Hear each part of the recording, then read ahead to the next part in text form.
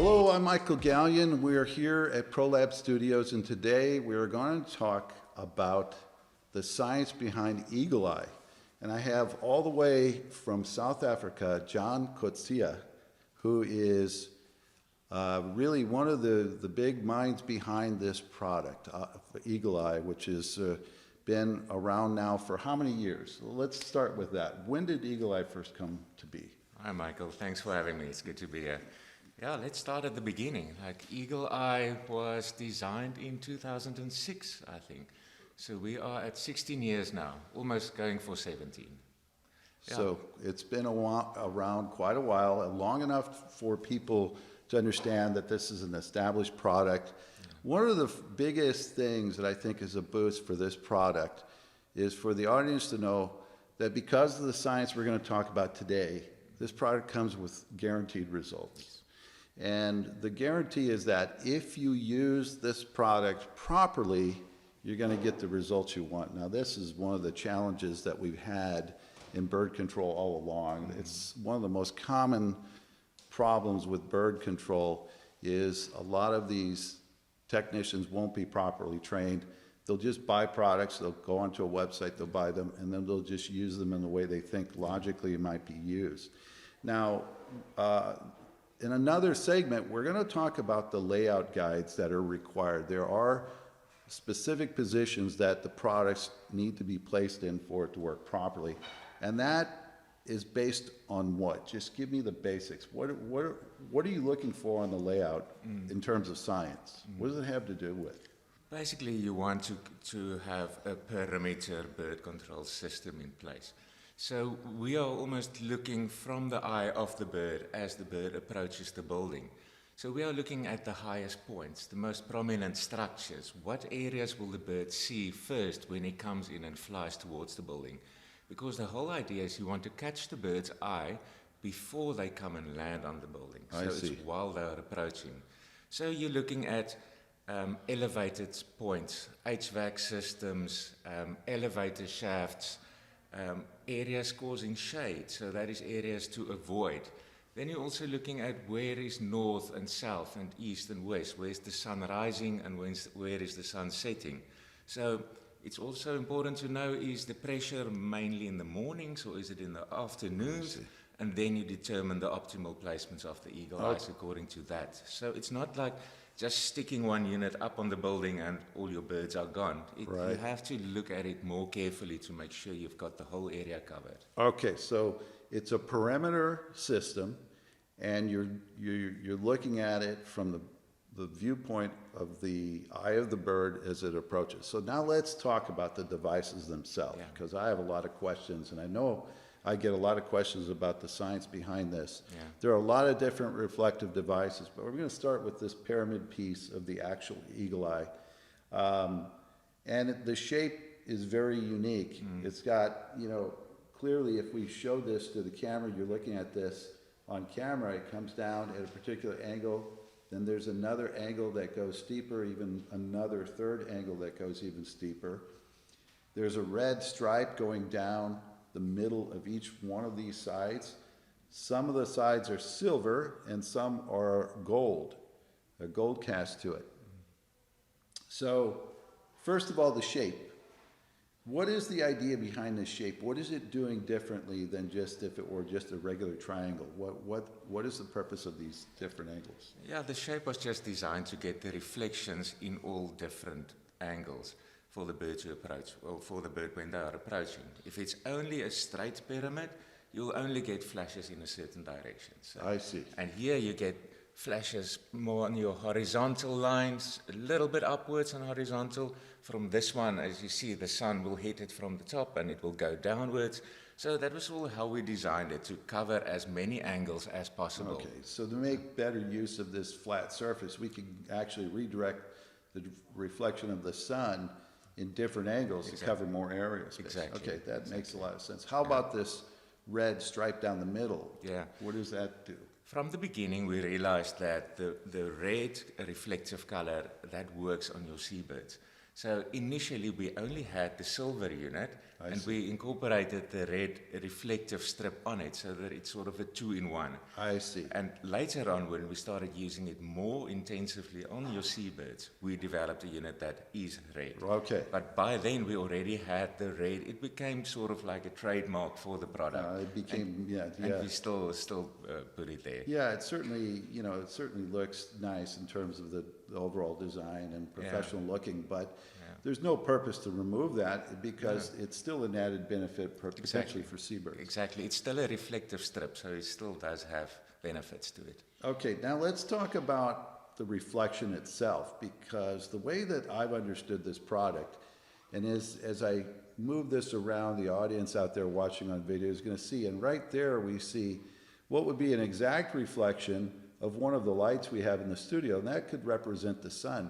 And my understanding is this is why this doesn't really work effectively on overcast or situations, that you have to have a clear sky so that you're reflecting the actual full disk of the sun. Yeah. Is that correct? That's exactly right. Okay, and why do we need the full disk of the sun? It's just the power of the light reflection itself, the intensity? It's the intensity of the reflection, and also the intensity of the ultraviolet colors that we reflect back to the birds. I see. So in cloudy days, you will find it can still be effective, but the range will be reduced. Correct. At nighttime, obviously, you don't have any function out of it. So it's a daytime bird deterrent. Right. So getting back to the science of the eagle eye, yes, the normal reflections and flashes is disorientating to birds, and it will catch their eyes. But what makes the eagle eye unique is the color spectrums that we incorporate in the reflections. I see. So in 2006, when John Sr. started researching the eyes of the bird and how they see, they saw that the birds see a different color spectrum than humans does. And it's all inside the ultraviolet spectrum of the sunlight. Yes, yep. And the birds make certain associations. A positive association is when they see certain colors that are on the oils of grapes and food. And then they have a negative, a danger spectrum association, which they will see on the oils of the feathers of predator birds.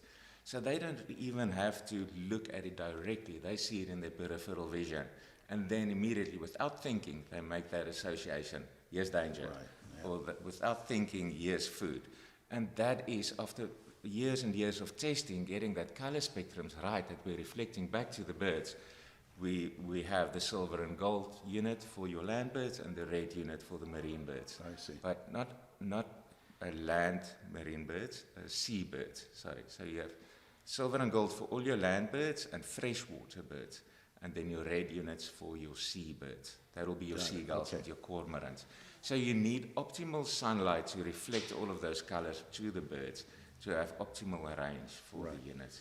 Okay, and then now this unit itself, the Eagle Eye unit itself, comes in two different variations. One is wind-driven version, and then also we have the solar power version. Obviously, Eagle Eyes can be used where there's a lot of sunlight. Solar is a very good option, but those units, there's more involved with the solar. There's more expense.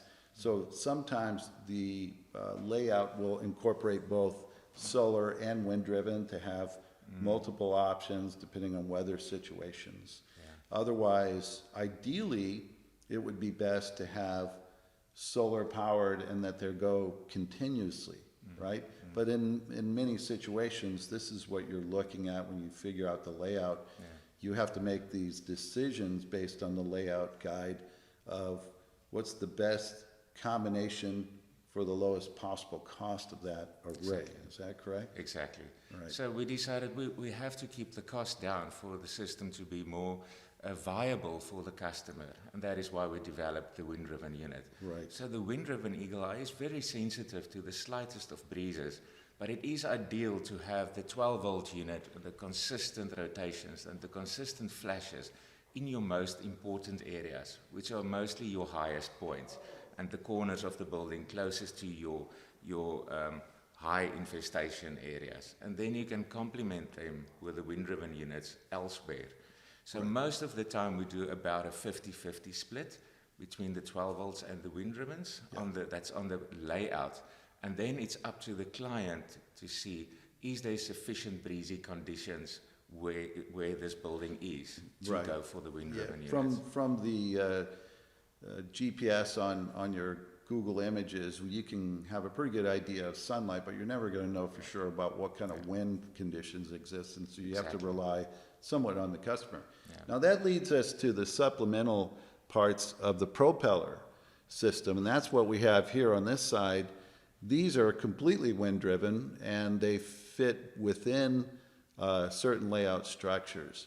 And so these cost even less than the pyramid itself for the wind-driven unit. Yes. So we're able to fill in some of the gaps, not only fill in some of the gaps from overhead, but this device is different, and it has different angles, as we can see. So in general, this is going to reflect light in a different pattern than this. So what direction is this going to reflect in versus this one? Absolutely. With the eagle eye, you get mostly reflections in a horizontal line and downwards. A little bit upwards, but not very bright upwards. So, and the propeller, this unit, it will flash in all different directions. It will go upwards and downwards. You've got your bright strobes coming from these large angles, and you've got your small, sort of menacing patterns of flashes coming from these facets on the cups. And this was also, number one, to keep the cost down of the system, and number two, to make the system more effective. Right. So now you don't need as many 12-volt or expensive Eagle Eye units. You can space them a little bit further apart than you would have, and by placing a propeller unit between them, it's more cost effective, but the system itself is much more effective. That's great. See, just as what we do with Bird Barrier, we are constantly looking to innovate and improve. We aren't always settling in on, that any particular device is at its maximum. We continue to test and improve it if there are ways we see, and you've done the same thing.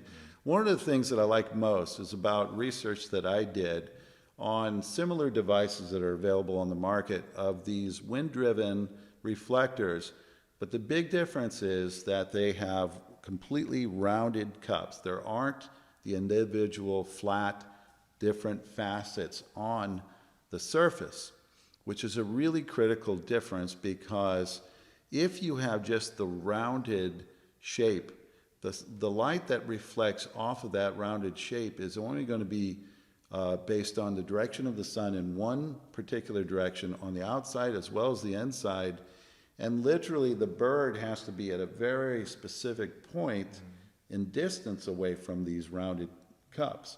Whereas these facets open up a whole lot more possibilities. The range of coverage is far more thorough and much more scientifically proven. And of course, to have the different colors, you've got all bird species being affected by one of these devices. It makes it very effective. Yeah. Go ahead. If you're looking at a round ball, basically as the sun hits it, it deflects the light. When you get these facets, it sort of reflects the light Right, back into the direction where the sun comes from. Right, and the main, again, as I was doing earlier, where I spin this, there are different points that are eventually going to come around where you have the intensity of the full light that's being reflected of the disk of the sun. So it's a much more intense result at farther ranges. And it's just much more sound design. The other thing about that we're very proud of these devices are the motor-driven versions. The motors that you've used are, if I'm not mistaken, they were used in the medical world, and the reliability of those motors is far more advanced, so that this is a long-term motor. It's not going to go out. All of the durability of these products are much higher level. This all, of course, costs more money, but results in a much higher grade product. Yeah, absolutely. We did not want to mess around with cheap motors, because it's all going to come back to us if we need to replace motors all the time. So we opted for motors that's specially made for us in Holland, and it's not geared motors, it's electronic motors, and the speed is regulated constantly with the motor. If it overheats, it shuts off for a while.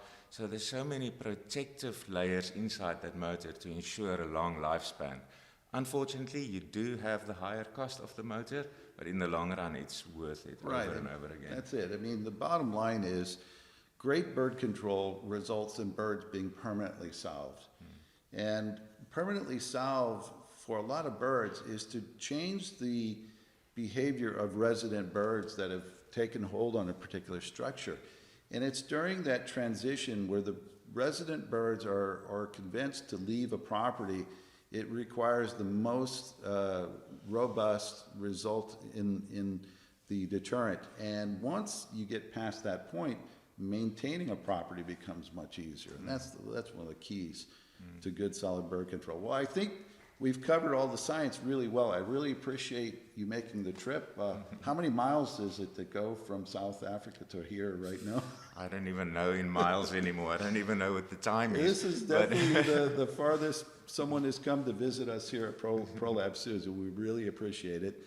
And we have more on this product coming up. John's going to be with our specialist, Matt Ergel, who's going to discuss in more detail the layout guides, how to install proper perimeter systems using GPS and the Google images in order to put together a layout. So thank you very much, John. Thank you, Really Michael. appreciate it. That's it for now. We'll see you at the next broadcast.